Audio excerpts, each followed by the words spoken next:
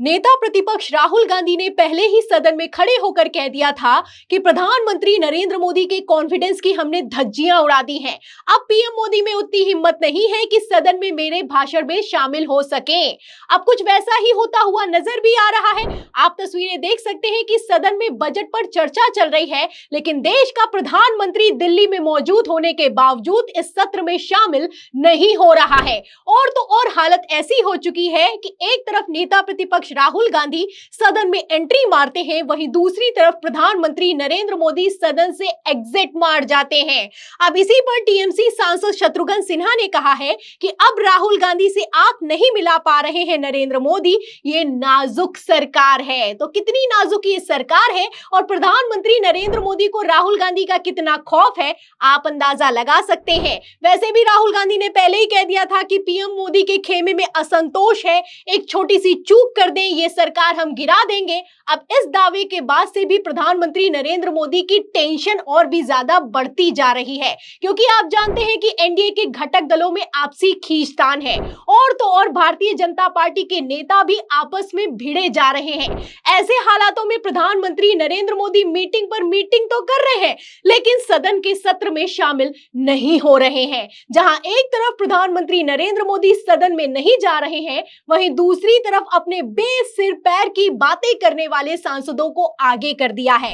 इसमें अनुराग ठाकुर, कंगना रनौत, संबित पात्रा जैसे नेता शामिल हैं। लेकिन राहुल गांधी तो इस बार पूरी तैयारी के साथ आए हैं। राहुल गांधी प्रधानमंत्री नरेंद्र मोदी के इस खेल को पूरी तरीके से समझते हैं, इसीलिए राहुल गांधी ने इस खेल को एक ही झटके में पलट कर रख दिया है।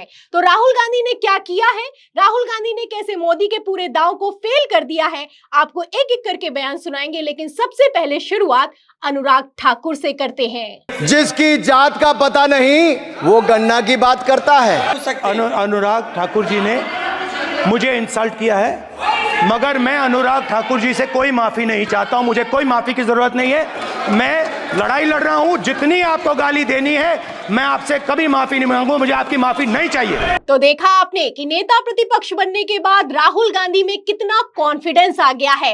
राहुल गांधी ने किस तरीके से एक ही झटके में पूरे के पूरे खेल को पलट कर रख दिया है। जहां एक तरफ अनुराग ठाकुर का कहना है कि जिसकी जाति का पता नहीं वो गणना की बात करता है, वहीं दूसरी तरफ जब नेता प्रतिपक्ष राहुल गांधी खड़े होते हैं तो वो ये नहीं कहते कि मुझे माफी चाहिए, वो कहते हैं कि मुझे माफी नहीं चाहिए। मुझे सदन में गाली दी गई है, मेरी इंसल्ट हुई है, लेकिन मुझे इनकी माफी नहीं चाहिए। आप समझ सकते हैं कि किस तरीके से राहुल गांधी ने पूरे के पूरे दांव को ही पलट कर रख दिया है।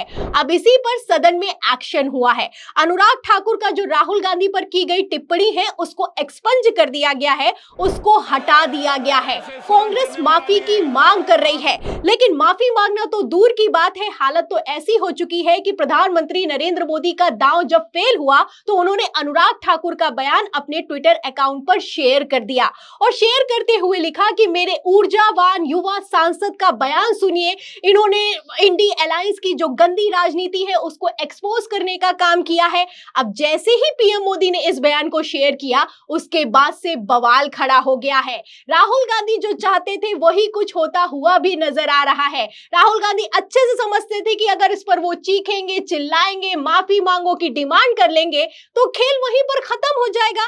लेकिन राहुल गांधी ने खेल को तब पलट दिया जब राहुल गांधी ने यह कहा कि मुझे माफी नहीं चाहिए, पहली बात। और दूसरा, मैं आपको बता दूं कि कांग्रेस अब तैयारी कर चुकी है विशेषाधिकार हनन प्रस्ताव लाने की, क्योंकि प्रधानमंत्री नरेंद्र मोदी की तरफ से अनुराग ठाकुर के बयान को शेयर करते हुए शाबाशी दी गई है। खबर देखिए एनडीटीवी की, इसमें लिखा भी हुआ है कि पीएम मोदी ने की अनुराग ठाकुर के भाषण की तारीफ, नाराज कांग्रेस लाएगी विशेषाधिकार हनन प्रस्ताव। तो रूल ये कहता है कि अगर संसद की कार्रवाई से किसी बयान को हटा दिया जाता है तो उसे दिखाया नहीं जाता, उसे प्ले नहीं किया जाता, लेकिन अब इसे दिखाया जा रहा है, बाकायदा शाबाशी दी जा रही है। और ये करने का काम किसी और ने नहीं, प्रधानमंत्री नरेंद्र मोदी ने खुद किया है। अब जैसे ही प्रधानमंत्री नरेंद्र मोदी ने अनुराग ठाकुर का बयान शेयर किया है, कांग्रेस ने प्रस्ताव लाने की तैयारी कर ली है। अब इससे आप अंदाजा लगा सकते हैं कि प्रधानमंत्री नरेंद्र मोदी किस तरीके से अपने ही ही खेल में बुरी तरीके से फंसे हुए नजर आ रहे हैं। तो ये तो हुई अनुराग ठाकुर की बात। कैसे राहुल गांधी ने चारों खाने चित्त किया, आप देख सकते हैं। अब बात करते हैं कंगना रनौत की। ये नई नवेली सांसद है, लेकिन इन्होंने तो राहुल गांधी को ट्रोल करने में स्मृति ईरानी को भी पीछे छोड़ दिया। मुझे तो लगता है कि उनका टेस्ट होना चाहिए क्या को किसी ड्रग का कंजम्पशन करते हैं। वो जिस हालत में वो पार्लियामेंट में पहुंचकर जिस तरह की वो बदहवास बातें करते हैं, मैं निश्चय ही मैं नई सांसद हूं, लेकिन मैं कल देखकर एकदम मैं शॉक्ड हो गई। तो सुना आपने कि किस तरीके से कंगना रनौत ने बेशर्मी के साथ संवैधानिक पद पर बैठे नेता प्रतिपक्ष राहुल गांधी के लिए अभद्र टिप्पणी करने के साथ ही मांग की है कि राहुल गांधी का ड्रग टेस्ट होना चाहिए। मैडम के मुताबिक राहुल गांधी सदन में ड्रग लेकर आते हैं और बदहवास बातें करते हैं। ये वो सांसद हैं जिनको ये तक नहीं पता कि भारत कब आजाद हुआ था। कभी कहती हैं कि भारत 2014 के बाद आजाद हुआ है और कभी कहती हैं कि प्रधानमंत्री नरेंद्र मोदी भगवान के अवतार हैं। फिलहाल इनसे क्या ही उम्मीद की जाए। इनके मुताबिक तो जो किसान धरने पर बॉर्डर पर बैठते हैं वो खालिस्तानी हैं। लेकिन इन सब के बीच सबसे बड़ा सवाल ये खड़ा होता है कि जो नशेड़ी ये राहुल गांधी को कह रही हैं, इसके पीछे भी क्या प्रधानमंत्री नरेंद्र मोदी का हाथ है?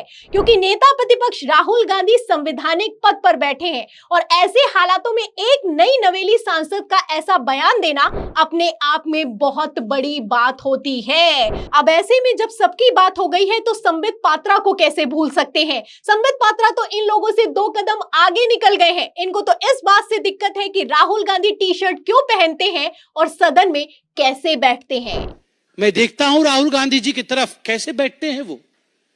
ऐसे बैठते हैं जैसे अपने घर के सोफा सेट पे बैठकर टीवी देख रहे, हाथ पसार करके, पैर उठा करके।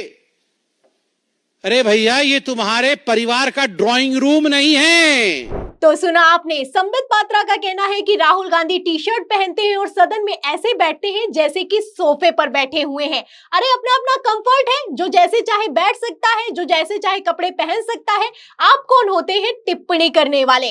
आप इन बयानों से अंदाजा लगा सकते हैं कि एक अकेले नेता प्रतिपक्ष राहुल गांधी ने कैसे पूरी की पूरी मोदी सरकार को पानी पिलाकर रख दिया है। ये लोग टेंशन में दिखाई दे रहे हैं। सर्वे निकलकर सामने आए हैं कि 2024 लोकसभा चुनाव के बाद ट्रेंड है कि अब भारतीय जनता पार्टी कोई भी चुनाव नहीं जीत पाएगी, जिसका नतीजा आपने उपचुनाव के नतीजों में पहले ही देखा है। और आने वाले उपचुनावों में और विधानसभा चुनावों में बीजेपी की हालत खराब है। इसीलिए प्रधानमंत्री नरेंद्र मोदी टेंशन में दिखाई दे रहे हैं।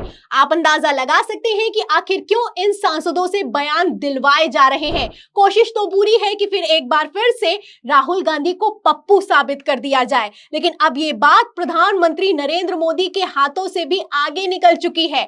अब राहुल गांधी वो राहुल गांधी नहीं है कि जिन्हें पप्पू साबित कर दिया जाए। तो फिलहाल प्रधानमंत्री नरेंद्र मोदी के सदन में ना आने पर, बीजेपी सांसदों की इस बौखलाहट पर आपको क्या लगता है? क्या राहुल गांधी का खौफ मोदी सरकार को खत्म कर देगा? इस सवाल के जवाब में इस पूरी खबर पर आपकी जो भी राय है हमें कमेंट बॉक्स में जरूर लिखें। वीडियो को ज्यादा से ज्यादा शेयर करें, हमारे चैनल को लाइक करें, सब्सक्राइब करें, ज्वाइन करें। फिर मिलते हैं अगली खबर के साथ, तब तक के लिए धन्यवाद।